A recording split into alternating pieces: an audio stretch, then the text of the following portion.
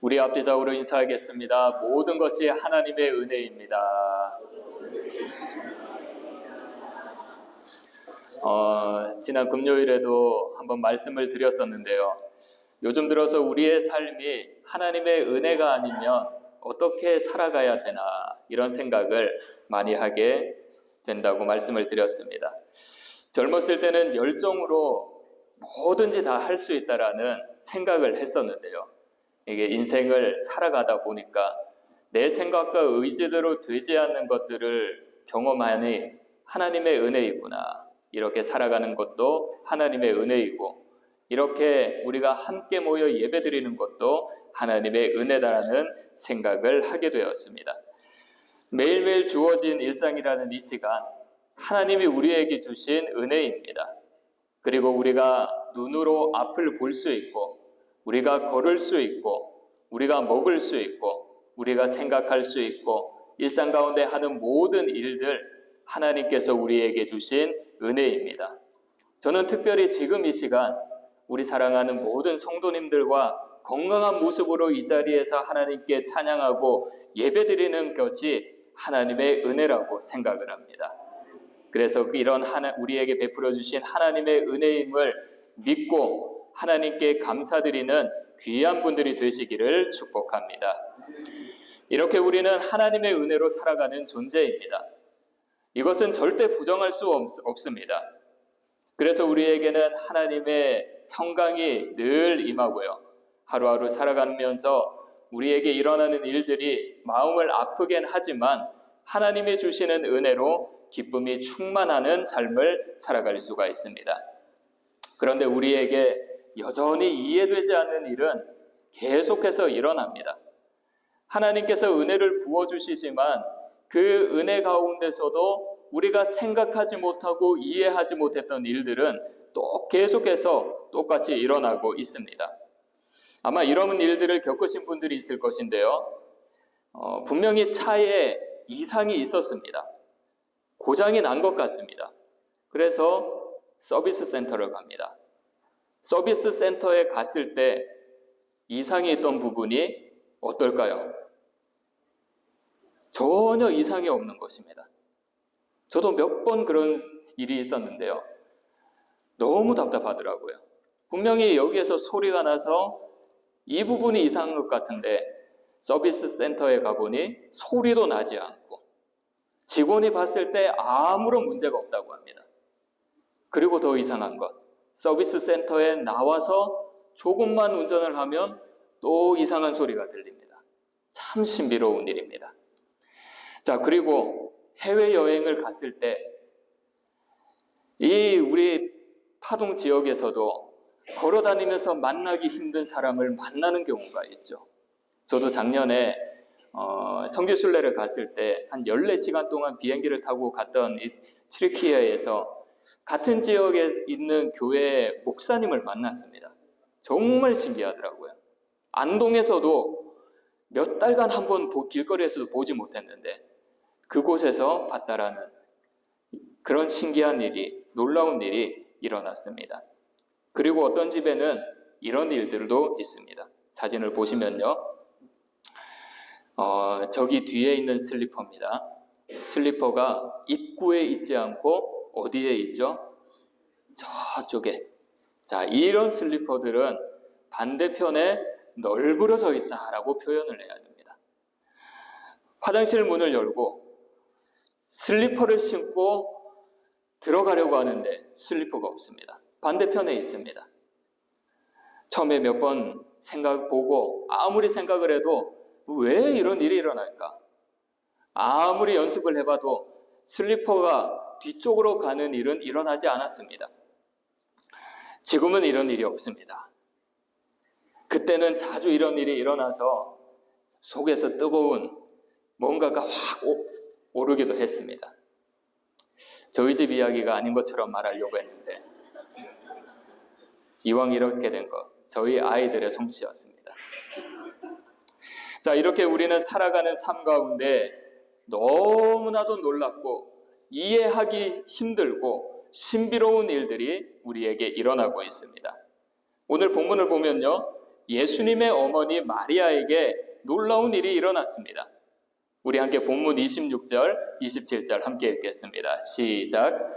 여섯째 달에 천사 가브리엘이 하나님의 보내심을 받아 갈릴리 나사렛이란 동네에 가서 다윗의 자손 요셉이라 하는 사람과 약혼한 처녀에게 이르니 그 처녀의 이름은 마리아라. 하나님께서 천사 가브리엘을 보내셨죠. 누구에게 보내셨다고 합니까? 27절 후반절을 보면 처녀에게 이르니 그 처녀의 이름은 누구라고요?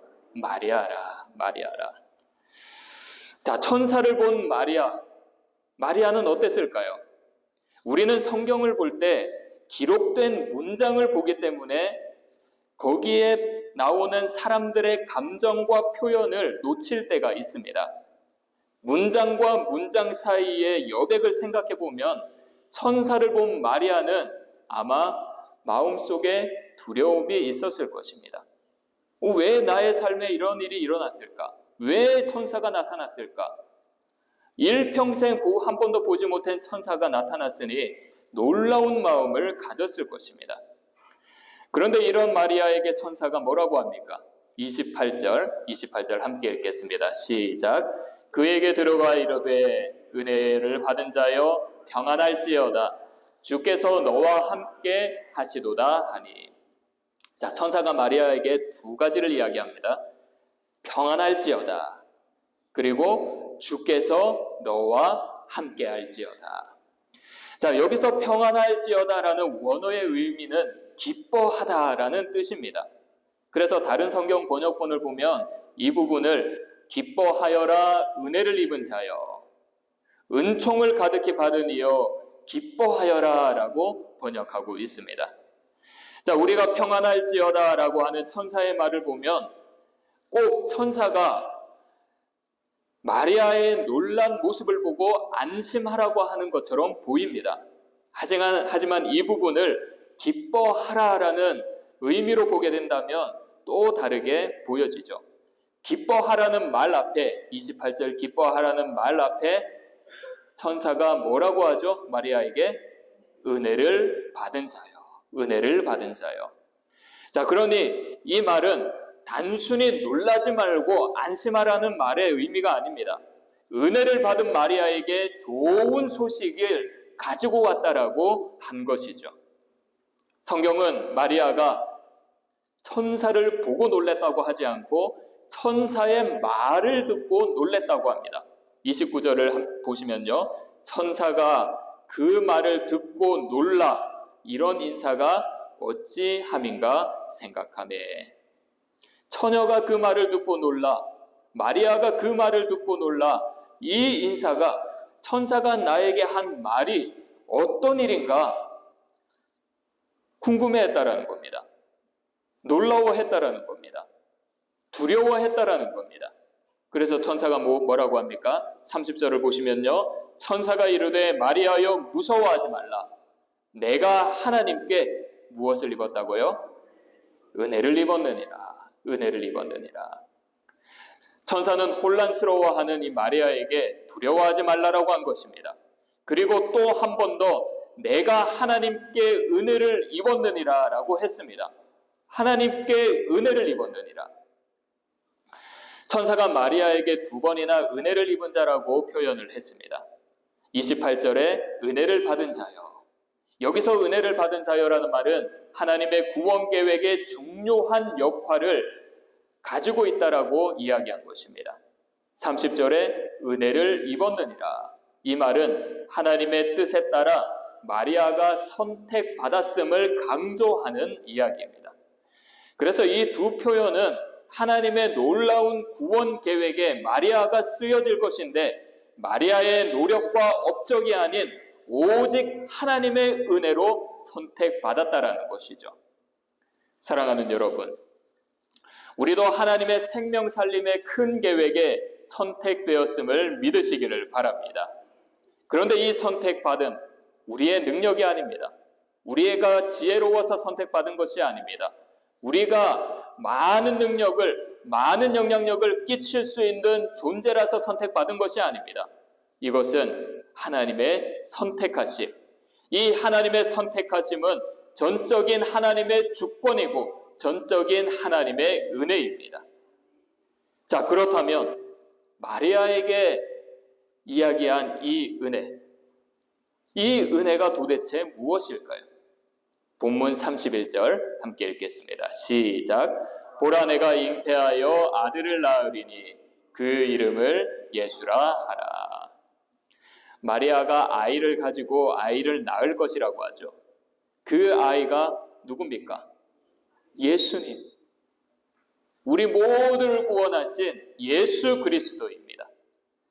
자, 그런데 마리아의 입장에서는 이 은혜로운 소식이 은혜로 다가오지 않을 것입니다.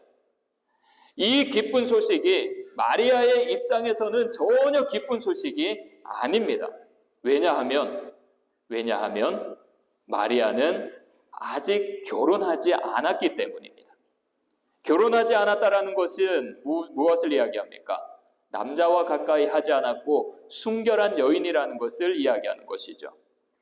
남자와 가까이 하지 않고 순결한 여인이 어떻게 아이를 가질 수가 있습니까?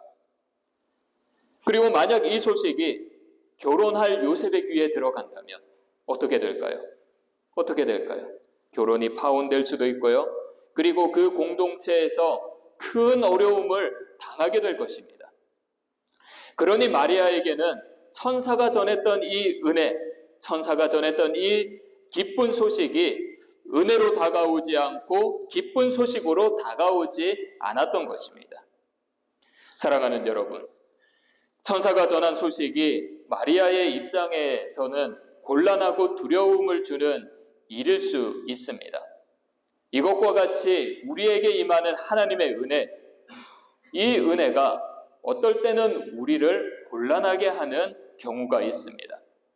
그리고 이 하나님의 은혜, 우리에게 두려움을 주는 일이 생길 때도 있습니다. 하나님이 베푼 은혜이지만 우리는 그 은혜가 하나님이 나에게 은총으로 주신 은혜로 받아들이지 못할 때가 있다라고 하는 것이죠. 하나님의 은혜를 간구하며 도우심을 간구하며 간절히 기도드리고 베풀어 주신 하나님의 이 은혜, 하나님이 우리에게 주신 이 은혜라고 생각하지 못한다라고 하는 것입니다. 그래서 이상하게 일이 더 꼬여질 때가 있고 관계가 더 나빠질 때가 있고 모든 일들이 풀리지 않을 때가 있습니다. 마음엔 근심이 더 쌓이고요. 두려움은 더 커질 때가 있습니다. 우리가 이것을 통해 무엇을 알 수 있습니까? 우리는 한치 앞을 내다볼 수 없는 연약한 존재, 한계가 있는 존재라는 것입니다. 우리는 무한하신 하나님의 일하심, 우리에게 베풀어 주신 이 하나님의 은혜가 무엇인지 정확하게 전부 다 알 수는 없습니다. 그래서 하나님이 우리에게 베풀어 주신 은혜임에도 그 은혜가 우리에게 하나님의 은혜로 다가오지 않고 오히려 그 은혜가 우리에게 두려움과 우리에게 걱정으로 찾아오게 된다라는 것이죠. 사랑하는 여러분, 전능하신 하나님을 믿으시기를 바랍니다. 온 우주 만물을 창조하시고 이 모든 것들을 주관해 가시는 하나님을 믿으시기를 바랍니다. 400년간 애굽에서 고통당하던 이스라엘 백성들의 부르짖음을 들으신 그 하나님께서 나의 기도를 외면하지 않고 지금도 나의 기도를 듣고 응답하심을 믿으시기를 바랍니다. 40년간 광야를 떠돌던 이스라엘 백성들, 하나님께서는 그들에게 불기둥과 구름기둥으로 지켜주셨습니다. 그렇게 역사하신 하나님께서 우리에게 동일하게 지켜주심을 믿으시기를 바랍니다. 사사시대, 왕정시대, 바벨론 포로시기대, 이스라엘의 역사에서 베풀어 주신 그 하나님의 은혜, 지금 우리에게 베풀어 주심을 믿으시기를 바랍니다. 그래서 우리의 상황이 어떠하든 살아서 역사하시는 하나님께서 은혜 베푸심을 믿고 이 은혜가 때로는 우리에게 두려움을 주더라도 그것이 하나님의 뜻 안에서 이루어지는 은혜라는 믿음을 가지고 그분의 사랑 안에서 살아가시는 분들이 되시기를 축복합니다. 자, 여기에서 우리가 주목할 것이 있습니다. 마리아의 모습을 통해서 우리가 살펴볼 것이 한 가지가 있는데요. 이렇게 이해하기 힘든 일들을 겪은 마리아가 그 이후에 천사에게 어떻게 했을까요? 본문 38절 함께 읽겠습니다. 시작. 마리아가 이르되 주의 여종이 오니 말씀대로 내게 이루어지이다 하매 천사가 떠나가리라. 마리아는 천사가 말한 모든 것이 내 삶에서 이루어질 것이다라고 고백했습니다. 하나님의 은혜가 내 생각의 은혜가 아닌 것 같아도 말씀대로 이루어지는 하나님의 은혜라고 믿었습니다. 인간의 상식으로는 이해하기 어렵지만 하나님이 말씀하신 것을 내 삶에 그대로 받아들이겠다라는 믿음의 고백이었습니다. 사랑하는 여러분, 많은 사람들은 어떤 한 가지 일을 두고 상식과 합리성을 가지고 생각을 합니다. 그리고 이 상식과 합리성을 가지고 결과를 도출해냅니다. 하지만 교회 일은 상식과 합리성으로 결과를 도출해낼 수 있는 것이 아닙니다. 하나님의 역사도 그렇고요, 하나님의 사역도 그렇고요, 하나님의 은혜도 마찬가지입니다. 옛날에는 주일이면 제가 기억하기에 아침 일찍부터 저녁 늦게까지, 그때는 주일 저녁 예배가 있었기 때문에 주일이면 하루 종일 교회에서 살았습니다. 교회에서 살았다라는 표현을 많이 썼습니다. 예배드리고 모임을 하고 같이 식사를 하고 친교를 하고 공동체를 통해서 신앙을 쌓아나가는 것 같았습니다. 저는 그때 어렸을 때니까 친구들과 열심히 놀았죠. 부서에서 예배를 드리고 같이 아이들과 함께 친구들과 함께 지냈습니다. 그런데 지금은 세대가 또 많이 달라졌습니다. 그런데 아직도 옛날처럼 교회를 섬기는 분들이 있습니다. 모든 공예 예배에 다 참석을 하고요. 구역 모임, 제자 훈련 모임, 있는 기도회, 모든 각종 기도회에 다 참석을 합니다. 그래서 일주일의 삶을 한번 살펴보면 하루도 교회에 안 나가는 날이 없습니다. 저는 이 모습이 저희 부모님 세대에 있었던 일로만 생각을 했는데 지금 제 세대 그리고 저희 밑에 있는 세대들에게도 일어나고 있는 일입니다. 그렇게 열심히 하나님을 섬기고 그렇게 열심히 교회에 나아가 하나님을 찬양하고 예배하는 사람들이 있다는 것이죠. 이런 것을 보았을 때 어떤 생각이 듭니까? 상식과 합리성을 그것을 두고 본다면 교회를 온전히 하루 종일 나아가서 교회에 섬기고 예배드리고 하는 사람들은 어리석은 사람들입니다. 그렇지 않습니까? 몸이 피곤합니다. 일주일 동안 우리에게 주어진 이 생업을 살아가다 보면 너무나도 피곤합니다.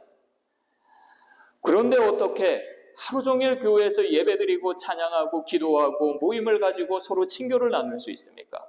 왜 이렇게 교회 중심적 삶을 살아갈 수 있습니까?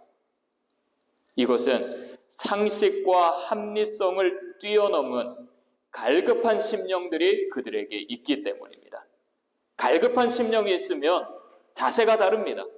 갈급한 심령이 있으면 예배의 자세가 다르고, 갈급한 심령이 있으면 기도의 자세가 다르고, 갈급한 심령이 있으면 찬양의 자세, 믿음의 자세, 신앙의 자세가 다릅니다. 다윗을 보십시오. 광야에서 쫓겨다니는 상황에 어떻게 했습니까? 시편 63편 1절을 보시면요, 하나님이여 주는 나의 하나님이시라. 내가 간절히 주를 찾되 물이 없어 마르고 황폐한 땅에서 내 영혼이 주를 갈망하며 내 육체가 주를 앙모하나이다. 갈급한 심령을 가졌습니다. 한나, 아들이 없어 괴로울 때 어떻게 했습니까? 사무엘상 1장 10절 11절을 보시면 한나가 마음이 괴로워서 여호와께 기도하고 통곡하며 서원하여 이르되 만군의 여호와여 만일 주의 여종의 고통을 돌보시고 나를 기억하사 주의 여종을 잊지 아니하시고 주의 여종에게 아들을 주시며, 너무 괴로워서 하나님께 간절한 마음으로 하나님의 은혜를 갈급해하는 마음으로 기도를 드렸습니다. 앞을 보지 못하는 바디메오, 예수님이 지나갈 때 어떻게 했습니까? 마가복음 10장 47, 48절 나사렛 예수시란 말을 듣고 소리질러 이르되 다윗의 자손 예수여 나를 불쌍히 여기소서. 많은 사람들이 조용히 하라고 했습니다. 그렇지만 어떻게 했습니까? 조용히 있지 않았습니다. 더 크게 소리질러서 다윗의 자손이여 나를 불쌍히 여기소서.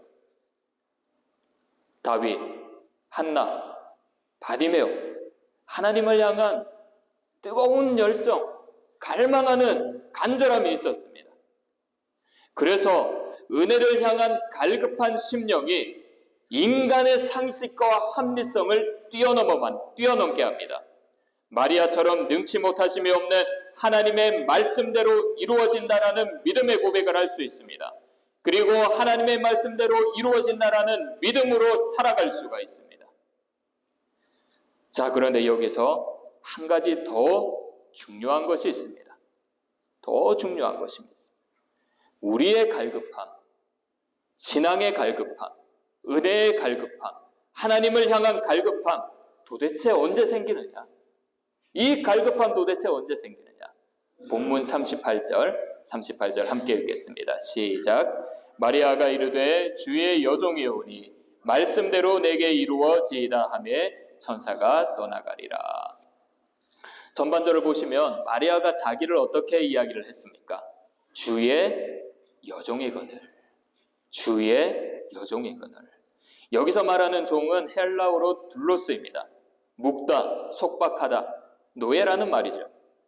그래서 주의 여종이거늘이라는 말은 나의 주인이신 하나님의 뜻에 완전히 맡기겠다라는 겁니다. 자기 목숨을 잃어버릴 수도 있습니다. 능치 못하심이 없는 하나님의 말씀, 나의 주인 되시는 하나님의 말씀에 모든 것을 맡기겠다라는 것입니다. 영적 갈급함, 이러한 마음이 있을 때, 이러한 고백이 있을 때 우리에게 생기는 것입니다.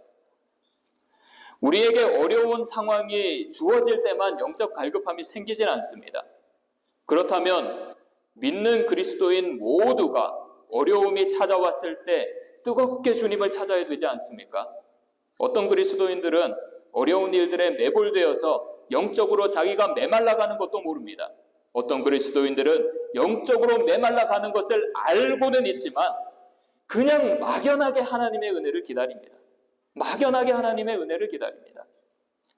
나에게 하나님의 도우심이 임하실 것이다라는 간절한 마음이 없이 그냥 막연하게 하나님의 은혜를 기다립니다. 그래서 이 영적 갈급함은 어렵고 괴로운 힘든 상황에서만 생기는 것이 아닙니다. 마리아처럼 내 삶의 주인은 하나님이라는 고백, 나는 주님의 종이라는 고백, 이 고백이 있을 때 우리의 심령 안에 하나님을 향한 갈급함이 생기게 된다는 것입니다. 능치 못하심 없는 하나님의 말씀, 더 사모하게 됩니다. 말씀에 갈급함을 가지게 됩니다. 우리의 신앙을 되돌아보기를 원합니다. 일상 가운데 하나님께서 우리에게 베풀어 주신 은혜가 너무나도 많이 있습니다. 하지만 우리는 늘 우리의 상식과 합리성에 집중을 합니다. 그리고 그 합리성과 상식에 도출된 결과를 합리화시켜버리죠. 그래서 괜찮다라는 겁니다. 내가 이래서 내가 어쩔 수 없이 괜찮다라고 하는 겁니다. 하나님이 우리의 삶의 주인이 되심을 알면서도 주인이신 하나님의 말씀에 순종하지 못하고 맡기지 못합니다. 내가 어려울 때 하나님의 은혜가 있어야 함에도 불구하고 은혜를 사모하지 못할 때도 있습니다. 하지만 우리의 모습이 이렇더라도 하나님은 우리를 포기하지 않으십니다. 우리를 놓지 않으십니다. 우리를 끝까지 붙들어 주십니다. 어떻게 해서든 마리아처럼 하나님을 향한 하나님이 나의 주인이라는 고백을 할 수 있게 하시고 어떻게 해서든 우리 마음 가운데 나는 한계가 있는 존재이고 전능하신 하나님이 나를 붙들어 주시지 않으면 나는 아무것도 아닌 존재라는 그런 마음을 주십니다. 하나님을 향한 뜨거운 영적인 갈급함을 우리에게 허락하십니다. 그래서 마리아처럼 하나님이 나의 삶의 주인이심을 인정하시기를 바랍니다. 갈급한 심령으로 간절한 마음으로 나아가시기를 바랍니다. 그러한 마음으로 나아가셔서 하나님의 말씀이 내 삶에 이루어질 것을 믿고 확신하고 그런 확신 가운데 우리의 모든 신앙이 회복되시기를 축복합니다. 자, 그런데 오늘 본문에 나오는 마리아와 비슷한 일을 경험한 사람이 있습니다. 비슷한 일을 경험했습니다. 오늘 본문 앞부분에 나오는 제사장 사가랴입니다. 사가랴는 세례 요한의 아버지입니다. 종교적 신분과 사회적 신분을 봤을 때는 마리아와는 비교할 수 없을 정도로 차이가 납니다. 그런데 이 사가랴에게 똑같이 천사가 나타났습니다. 그리고 사가랴 부부에게 아이가 생길 것이라고 했습니다. 이 아이가 어떻게 된다고 했습니까? 하나님 앞에 큰 자가 될 것이라고 했고요. 많은 사람들이 그의 탄생을 기뻐할 것이라고 했습니다. 그리고 성령의 충만함을 받아서 이스라엘이 하나님께로 많이 돌아오게 할 것이라고 했습니다. 마리아가 겪었던 이 일을 똑같이 경험했던 것이죠. 하지만 이 사가랴와 마리아 결과는 다릅니다. 똑같은 일을 경험했지만 그 일 뒤에 일어났던 일은 완전히 달랐던 것입니다. 누가복음 1장 18절 함께 읽겠습니다. 시작. 사가랴가 천사에게 이르되 내가 이것을 어떻게 알리요? 내가 늙고 아내도 나이가 많으니이다. 무슨 말입니까? 우리가 이렇게 나이가 많은데 어떻게 아이를 가지겠냐는 것입니다. 우리가 이렇게 나이가 많은데 어떻게 아이를 낳겠냐는 것입니다. 사가랴는 자신의 경험과 논리로 하나님의 계획을 철저히 제한시켜 버렸습니다. 천사가 이 사가랴의 대답을 듣고 뭐라고 하죠? 누가복음 20절을 보시면 보라, 이 일이 되는 날까지 내가 말 못하는 자가 될 것이다. 말을 못할 것이라고 합니다. 왜 말을 못할 것이라고 합니까? 이는 내가 내 말을 어떻게 했다고요? 믿지 못했기 때문이다. 믿음이 없었다라고 하는 것입니다. 제사장의 교육을 받았습니다. 하나님께 제사를 드리는 신실한 자였습니다. 그러나 그에게 임한 하나님의 말씀 믿지 못했습니다. 제사장이었지만 믿지 못했다라는 것입니다. 하지만 오늘 본문의 마리아, 이와는 완전히 다릅니다. 본문 34절 함께 읽겠습니다. 시작. 마리아가 천사에게 말하되 나는 남자를 알지 못하니 어찌 이 일이 있으리까? 자, 이 말은 자기가 처한 상황 속에서 이 모든 일들을 한번 이해해보고 싶은 마음에서 이야기한 것입니다. 여기에서 믿음이라는 표현은 없지만 똑같은 상황에서 천사가 사가랴에게 너는 내 말을 믿지 아니하였다라는 것을 보았을 때 마리아는 천사의 말을 믿었다라고 볼 수가 있습니다. 정리하면 이렇습니다. 사가랴는 자신의 상황과 경험에 갇혀서 하나님의 말씀의 능력을 의심했습니다. 반대로 마리아는 이해하지 못해도 하나님의 말씀을 듣고 그 말씀을 나의 삶에 받아들였습니다. 이 이야기가 우리에게 무엇을 말합니까? 참된 믿음은 단순하게 의심하지 않는 태도가 아닙니다. 그냥 단순히 의심하지 않는 태도가 아닙니다. 하나님의 말씀과 하나님의 성품에 대한 신뢰를 바탕으로 하나님의 말씀에 순종하고 결단하는 것입니다. 우리가 사람을 믿으면 그 사람의 말을 어떻게 합니까? 그 사람을 신뢰하니까 그 말대로 행합니다. 하지만 믿지 않으면 어떻죠? 아무리 그 사람이 주옥 같은 말을 하고 올바른 말을 하더라도 그 사람의 말을 따르지 않습니다. 하나님을 믿는다라는 것이 이것과 마찬가지라는 것이죠. 신실하신 하나님, 사랑이 많으신 하나님, 합력하여 선을 이루시는 하나님, 역전의 하나님, 위로의 하나님, 이런 하나님의 성품을 신뢰함으로써 그분의 말씀을 따르는 것, 이것이 참된 믿음이라고 하는 것입니다.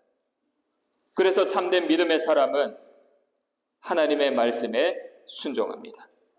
그냥 내가 믿고 있다라고 생각만으로 그치지 않습니다. 믿고 있다라고 말로만 그치지 않습니다.